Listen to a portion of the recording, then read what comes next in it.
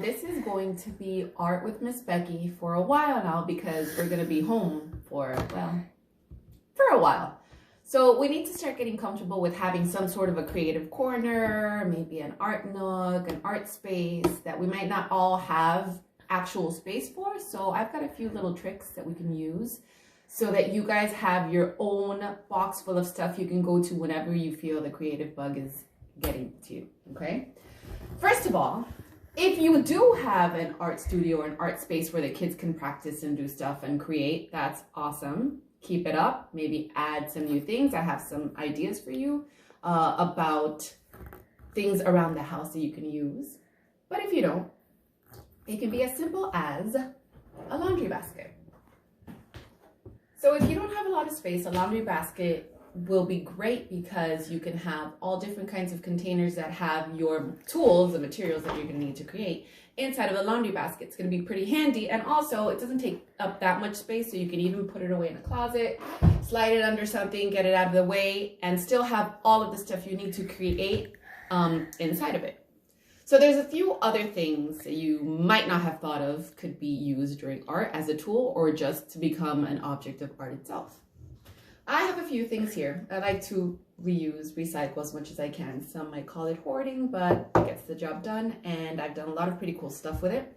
For example, these containers are drink mix containers that I like to keep, especially because they have a lid. So you can keep your pencils in here, you can keep crayons, you can keep all the little trinkets and little buttons and stuff in here.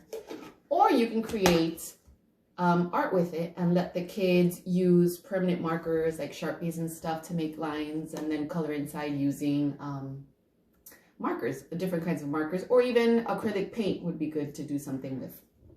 Aside from these plastic containers, I also keep, these are, I believe, yogurt containers, glass yogurt containers that I use for my kids. If they want to paint, you can use as water containers. You can use them to put a little bit of paint in here. You can also turn these into art. And this is actually one of the ones that I had one of my kids work on. And it's just cut up little pieces of tissue paper, a little bit of glue and water, and you use a brush and you just kind of brush everything on there. And if you didn't have tissue paper, you can also use paint. Or you can do a collage where you're cutting out newspaper. You can cut out gift wrap paper if you've got. There's a lot of different ways to use gift wrapping. You can cut the shapes out if they've got cool, fun, colorful shapes. Or you can even turn it over and use that to color on. If you've got a long roll, you can roll it out on a table and just let the kids go at it with their crayons and markers and pencils and whatever else they might have. Actual tissue paper. Like I said, these are tissue papers that were cut and pasted onto the glass itself. Now we use it as a little paper clip dispenser, a little paper clip container. But it all started with tissue paper, and I just keep this stuff because I have a box full of gift wrapping things and gift bags and stuff. So I keep the tissue paper and I use it for art projects just by easiest letting the kids tear pieces of paper and then using these to glue on paper, to collage, all kinds of things. You can even paint with tissue paper because the color will bleed onto the paper if you have a brush and you're dipping it into the water or the water mixture with the glue.